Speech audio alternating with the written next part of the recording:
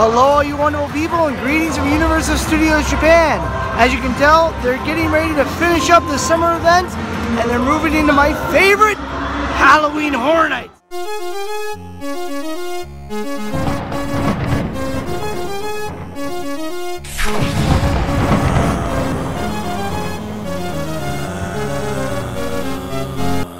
At Universal Studios Japan is an amazing event.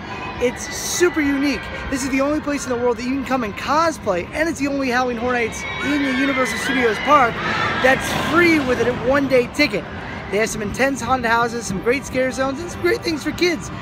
But if you don't know what to do, you might be a little lost, you might not be able to see everything. So take this as a Halloween Horror Nights and Universal Studios Japan survival guide, so you can see all the best things and do everything at Halloween Horror Nights. Tip number 1, get here early.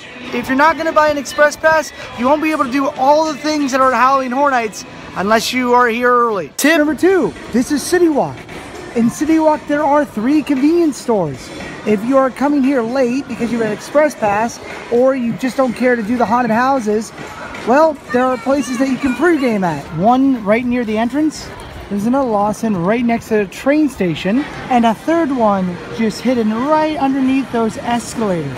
Since this one is more hidden, it's usually the least busy. I recommend going to this one.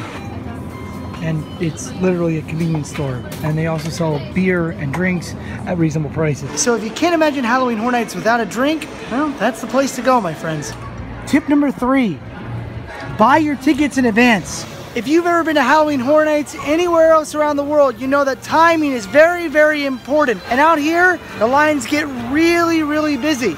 And the park closes around 9 or 10 o'clock, even on Halloween Horror Nights nights, which is every night through the run. They don't stop. I would highly recommend buying your tickets in advance, because when you get here day of, the express passes and the Hotel Albert passes will probably already be sold out. One day ticket you don't have to worry about. If you don't have it, you can wait in line here, but there may be problems down the line. We'll get into that later. Which just brings me to another point. If you're here to do Hotel Albert, which is the extreme house this year, you need a ticket just for that. Okay, so you've made it into the park. Now, this leads to tip 4, finding the soundstage and the Harry Potter ticket area. Wait, you mean I can't do the rides first? Yeah, if you want to do 2 of the haunted houses, you need a ticket. The ticket is free, but if they run out of it, which is very, very possible, you need an express pass, which may already be sold out. From the entrance, you want to go straight and take a right before that restaurant right there. And you want to go to that soundstage right there, which is soundstage 14. If you want to do Insidious, the last key haunted house, you need to get a ticket from this soundstage. But wait, the haunted houses aren't going to open till later. Why do I need to get a ticket now? Well, they open at 12 o'clock, and everyone's going to go straight to there. When Biohazard was here, which you may know as Resident Evil, waiting in this line, I was here at 9 o'clock in the morning. I just barely got a ticket that let me in at 8 p.m. Also, when you're queuing for this, make sure your whole party is there. If anyone leaves, I mean, if you go to the bathroom, that's fine, but if anyone leaves, they'll be like, where's your party? Sorry, you have to wait for your whole party before you can go into the main line. From Soundstage 14, if you just pass by Mel's Drive-In, or Die-In, just go right to these bushes and you'll find the Harry Potter queue ticket area. And here's the Harry Potter ticketing area right here. And this area will be used for Silence and the Ghost Ship, which has a restriction. You must be at least older than a middle school student. Apparently it's that terrifying. If you get these 2 passes and these are all you want to do, well, congratulations, you've made it so you don't have to pay anything extra for Halloween Horror Nights. Now you get to have fun. Now you can skip all 4 of those steps by just buying an express pass. The only con of that is, well, you have to pay more money. But if you do this with an express pass, you can go through things twice. It isn't exactly Halloween yet, but they definitely have some of the props out. This bus, you can actually get on. Zombies come on and they throw a grenade on, trapping the zombies, killing them, and then they get off the bus and attack people. I'm surprised that this isn't Cary, Ohio. Of course, in Japan, they probably don't know what the heck that is. And just for reference, the Insidious and the Silence on the Ghost Ship haunted house will be in the theater right next to the Spider-Man ride. Dead Man's Forest 2 will be inside the Backdraft attraction, which I would really recommend going to at night because most of it's outside. It's just not as scary in the day. And by the 4D Theater, in that soundstage right there, this is where the Hotel Albert Lodge will be, where you can actually buy drinks, and also the Hotel Albert Haunted House, and Chucky as well. The Cult of Chucky Haunted House will be right back there.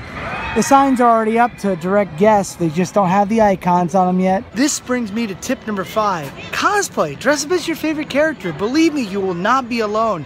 And if you want to come in a scary costume, there's only one place you're not allowed to go into, or at least highly advised not to go into. The kids area, because this is a safe zone. Basically, no scary things should be in here pretty much all day. And that includes people that come here. So if you're dressed up pretty scary, you might want to avoid this area so you don't terrify little kids. Speaking of scary, they actually have the Halloween Horror Nights merch for Japan. I think it's terrifying because it's so cute. However, the hoodie's awesome because it's got the head of Snoopy with Dracula fangs on it. Seeing all this cute stuff reminds me.